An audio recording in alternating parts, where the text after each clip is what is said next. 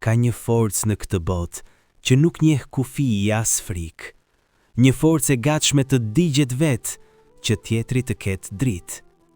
S'ka si dashuria e nënës, por a e dini se çfarë është e gatshme të bëjë ajo kur vihet përballë zgjedhjes më të vështirë? Sheku i mëparë, në kohën e Sulejmanit të urtë, ndodhi një ngjarje që do të mbetet prova më e madhe e zemrës njerëzore. 2 gra jetonin në një shtëpi, secila me fokshnjën e saj, por në heshtjen e një nate ndodhi tragjedia. Njëra nga nënat, pa dashje, e zuri foshnjën në gjumë. Kur e pa të pajet, tmerri ja ngrin gjakun. Në vend që të pranonte dhimbjen, ajo bëri të paimagjinueshmen. Mori foshnjën e gjallë të shoqes dhe la në vend të tij fëmijën e saj të vdekur. Kur erdhi mëngjesi, vërteta u përgjak nga mashtrimi. 2 nëna, një fëmijë i gjallë dhe një debat që zjente nga lotët. Çështja shkoi para mbretit, kush po gënjente.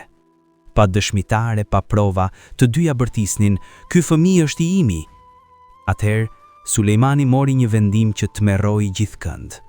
Ai urdhëroi: "Sillni shpatën, do ta ndajmë foshnjën për gjysmë, secila do të marrë një pjesë." Në atë moment, bota ndaloi. Gruaja që gënjente me zë të ftohtë tha: "Mirë, as i imi, as i saj, le të ndahet." Por nëna e vërtet u hodh në këmbët e mbretit. Me lotët që i rridhnin si lum, ajo bërtiti: "Jo i madhërueshëm, mos e vritni! Jepi fëmijën asaj, vetëm le të jetoj! Jepi gjithçka, mjafton çaj të marr fryma!" Sulejmani buzëqeshi me dhimbje e urtësi.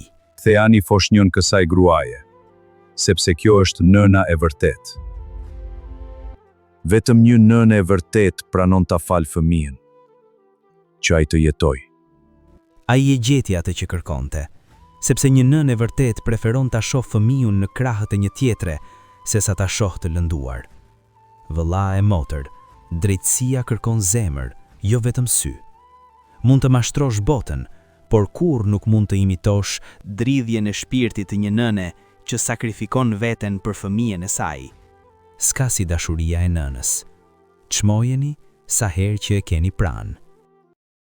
Nëse kjo video të pëlqeu, na ndjek në kanalin ton Limotiv që të mos humbasësh asnjë reflektim të ri.